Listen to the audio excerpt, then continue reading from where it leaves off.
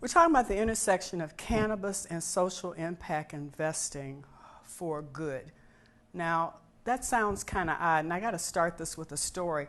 I have grandchildren, a bunch of them, and even though most of you probably just have little kids or maybe a few grandchildren, you get questions about stuff like what happened in the good old days.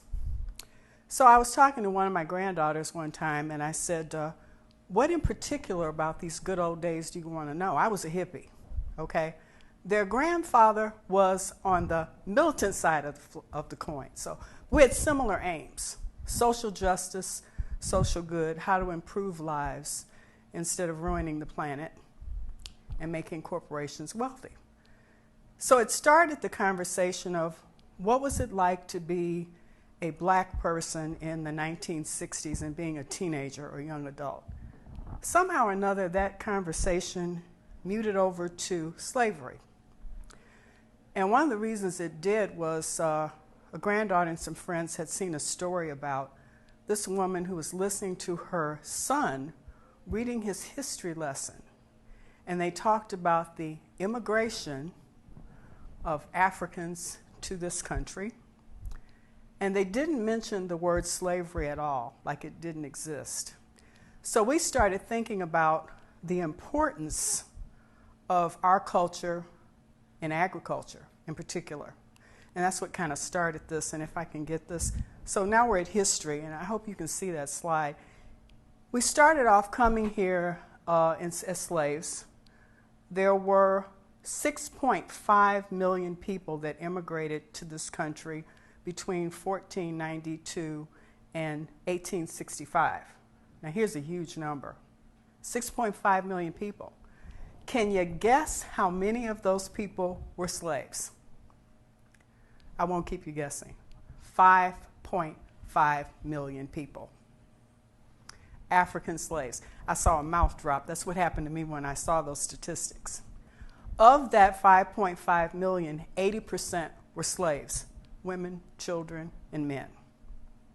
So this started our involvement in the agricultural industry. Of course, we were the ones that picked the cotton, managed the indigo plants and the whole 9 yards. Well, emancipation came along, and President Lincoln said, this is not okay. But the only thing these people really know how to do is grow. They know cultivation, they know farming. Let's give them 40 acres so they can be self-sustaining. And out of that, the Army came up and said, well, we'll throw in a mule. So in case you haven't heard it, that's where 40 acres and a mule came from. Now, did we get that? Not very often. As soon as President Lincoln was assassinated, the slave owners were paid for the loss of their slaves. The land was basically returned to them. So once again, we have back to the Jim Crow days when blacks couldn't find jobs, and so you got arrested for not being gainfully employed. You lost whatever land you had sharecropping because you owed your soul to the company store. You could never buy your land. You could never get out of debt. So then we had vagrancy laws that put us back into prison, indentured servitude, and that went right back into slavery. So on our next slide, if I can manage to get this thing to work here. All right, so this is just that number, the 6.5 million immigrants in the Western Hemisphere. I mean, this is just absolutely mind-boggling. At least it was to me.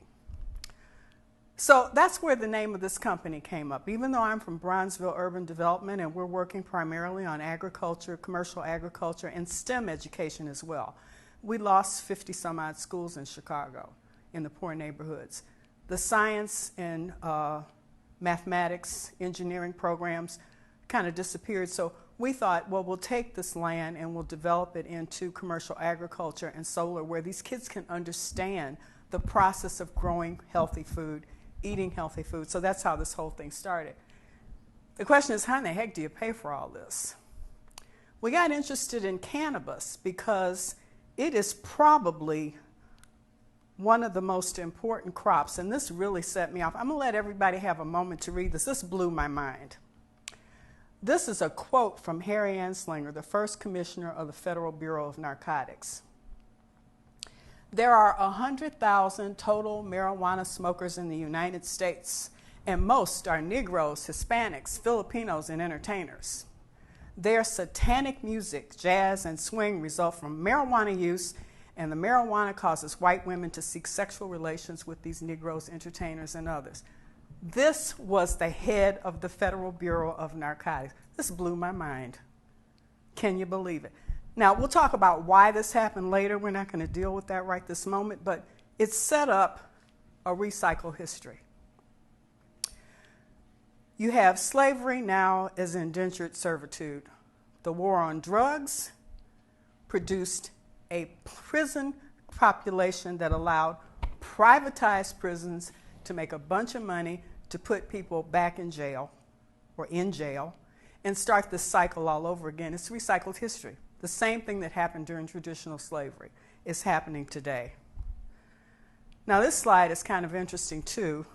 We're going backwards. What happened here? Back, you thing. Okay, right there. We have the use, if you can notice, the kind of gray-white is the usage of marijuana by the white population. And the black bars are the use by minorities, primarily black or African Americans. Though the usage in the white population is higher, notice that, higher, we as minorities are 4 times more likely to be incarcerated. I'll let that sink in for a minute while we go to the next slide. So we looked at cannabis and we stopped thinking about just recreational and medicinal, and we started thinking about this remarkable crop called industrial hemp. Back to the future, industrial hemp is probably as important or more important than cotton once was. The United States imports $500 million in cannabis products annually. Why the heck are we doing that? Goes back to the same quote. Behind the reasons for this were cotton, fossil fuels, timber, and paper pulp. Hemp and cannabis are the same plants. They have different THC levels. The cotton industry wanted to get rid of hemp. Our Constitution, the Declaration of Independence, the sales that brought us to this country were all made of, guess what? Hemp. But cotton wanted that. Fossil fuels. What does fossil fuels have to do with hemp?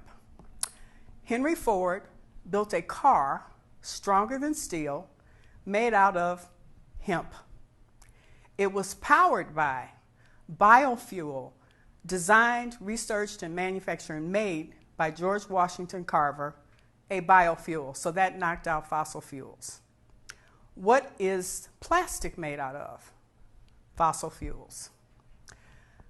Hearst owned timber mills and trees, which produced his timber, produced his paper pulp, and produced his newspapers.